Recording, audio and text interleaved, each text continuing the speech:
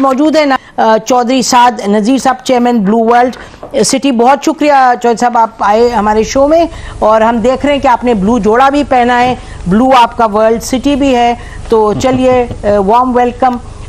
और ये हमारे साथ फ़ारूक सलीम साहब हैं, सीनियर इकोनॉमिस्ट हैं, एक्सपर्ट हैं, और इनको बुलाया था सुप्रीम कोर्ट ने और ये एमएस क्यूरी थे। अगर आप इजाज़त दें साद नज़ीर साहब, मैं अच्छा चले आपसे ही पूछते हैं पहले कि थोड़ा सा बताइएगा कि 10 बिलियन तो आपने फिर बहुत ही यानी कि बात ही नहीं चली आगे। सो ये तो इस पे तो ब्रेक लग गई सब चीज़ पे। बिस्मिल्लाहिर्रहमानिर्रहीम। Madam Nazeem Zara, thank you for having me on the show and thank you for giving us a chance to explain to you the actual situation जो कल आप लोगों ने ऑब्ज़र्व की, और इस पर हर कोई अपनी अपनी राय दे रहा है। लेकिन मेरा जो इस पर हम्बल ओपिनियन है वो ये है जी कि ऐसे लगता है कि मुल्क में कोई ज़िम्मेदार ही नहीं है जो अपने आप को रिस्पॉन्सिबल समझे इस मुल्क की ग्रोथ के बारे में या अदारों की ग्रोथ के बारे में। व्हेन कमिंग टू पीआईए एक रियलिटी है जो पिछले 10-20 सालों में उसकी एक्चुअल पोजीशन ये है कि उसने 800 बिलियन की लाइबिलिटी और डेट अपने ऊपर क्रिएट किया, जो गवर्नमेंट ने आईएमएफ के कहने पे प्राइवेटाइजेशन का प्रोसेस शुरू किया, और उसके नतीजे में इन्होंने सबसे पहले एक होल्ड को कंपनी बनाई जिसमें 800 बिलियन में से 600 बिलियन की लाइबिलिटी और बहुत सारे कंपनी के एसेट्स उठा के इन्होंने उसमें शिफ्ट कर दिए, और एक और कंपनी क्रिएट की जिसको इन्होंने प्राइवेटाइजेशन के लिए ऑफर किया, और उसमें भी देन अगेन 200 बिलियन प्लस की लाइबिलिटी है। और एज पर देयर असेसमेंट जो इन्होंने एक कंसल्टेंट EY कंसल्टिंग एंगेज किया, उस कंसल्टेंट को $7 मिलियन फ़ी पे की गई सिर्फ इस मकसद के लिए। $7 मिलियन $2.25 अरब या 2.5 अरब रुपया गालबन बनता है। इतनी फीस पे की गई सिर्फ पीआईए की पिक्चर रोजी दिखाने के लिए दुनिया को, और उस पर मेकअप करने के लिए कि पूरी दुनिया को उसकी असल हकीकत छुपा के इस अंदाज में दिखाई जाए कि पूरी दुनिया से इन्वेस्टर्स और जो इंटरनेशनल एयरलाइंस हैं उनको अट्रैक्ट किया जा सके into taking over your national flag carrier. और वो मेकअप करने के बावजूद कोई जो दुनिया में हुकूमत करते रहे हैं मुख्तलिफ ममालिक पे, और पाकिस्तान भी महकूम रहा है, वो इतने बेवकूफ़ नहीं है। उन्होंने आके अपने इंजीनियर्स और कंसल्टेंट्स भेजे, उन्होंने डिटेल्ड एवेल्यूएशन की, और उसके बाद हमारे लोकल बिडर्स समेत इंटरनेशनल किसी कंपनी ने ये मुनासिब भी नहीं समझा कि वो इस बिडिंग प्रोसेस का हिस्सा बने।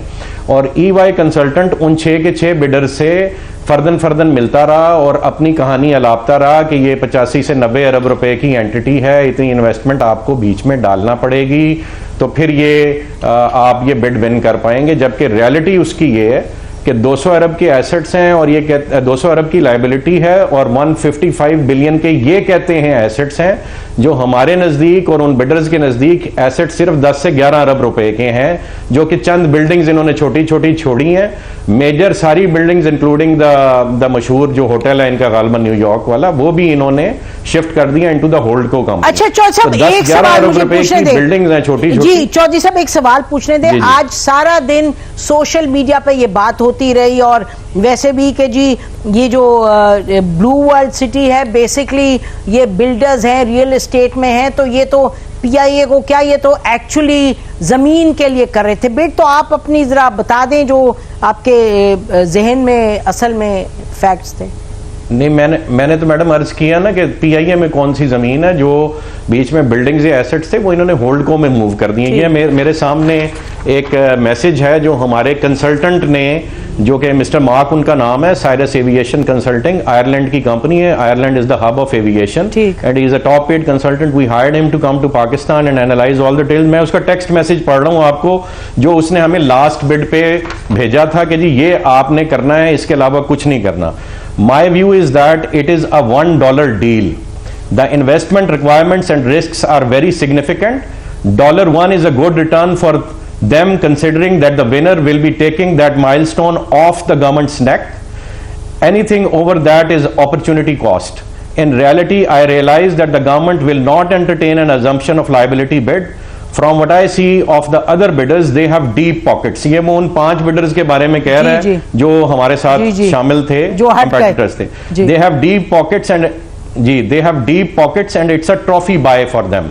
ये ट्रॉफी बाय क्यों कह रहा है मैं एंड पे आपको बताऊंगा। They will probably go with something over 100 but for all of the equity, यानी वो 60% स्टेक नहीं लेना चाहेंगे, वो पूरी कंपनी लेना चाहेंगे। I really don't think you should do that. In short, I can't come up with a figure that will be taken seriously by the government as it is so risky and you could end up winning which would be a financial black hole. Sorry, I can't be more positive. ये उसके comments हैं जी international एक consultant के, और यही comment सारे bidders को मिली है, इसलिए वो शरीक नहीं हुए। वो कहते थे कि हमें 100% इक्विटी दो और बाद में गवर्नमेंट हाथ ना लगाए, मुलाजमीन को हमारी मर्जी से चलाने की इजाजत दी जाए, ना कि आप 3 साल के लिए कहें कि आपने इनको बिल्कुल ठीक कह रहे हैं। अच्छा चौधरी साहब, मुझे ये बहुत इंपॉर्टेंट है। जी अब ये ब्रेक, नसीम ये बहुत इंपॉर्टेंट है, बताइए मुकम्मल करें। ट्रॉफी बाय वो क्यों कह रहे हैं? जी ट्रॉफी बाय इसलिए कह रहा है कि ये पीआईए को चलाने के लिए नहीं, पीआईए को बंद करने के लिए बिडिंग कराई जा रही है। मैं आपको ये न्यूज दे रहा हूं, मार्च 2025 में PIA will self destruct, PIA बंद हो जाएगी। पीआईए के सारा फ्लीट ग्राउंड होने जा रहा है, और मैं आपको कल तक उसकी रिपोर्ट टेक्निकल निकाल के दिखा दूंगा। ये जब से इन्होंने बिडिंग शुरू की है, पूरे फ्लीट की मेंटेनेंस नहीं हो रही। It will auto shut in March 2025। और ट्रॉफी बाय ये है कि जो इंटरनेशनल एयरलाइंस व समेत लोकल एयरलाइंस जो इस बिडिंग प्रोसेस का हिस्सा बनी थी, वो पीआईए को चलता देखना ही नहीं चाहती, चूंकि उनकी अपनी रोटियां बंद होती हैं, including international airlines and the local competitors. जिस दिन से पीआईए इस डाउनफॉल में गई है फॉर द पास्ट 1 ईयर, तो वो 1122 बिलियन का मंथली प्रॉफिट कर रहे हैं। तो वो क्यों चाहेंगे कि पीआईए दोबारा खड़ी हो?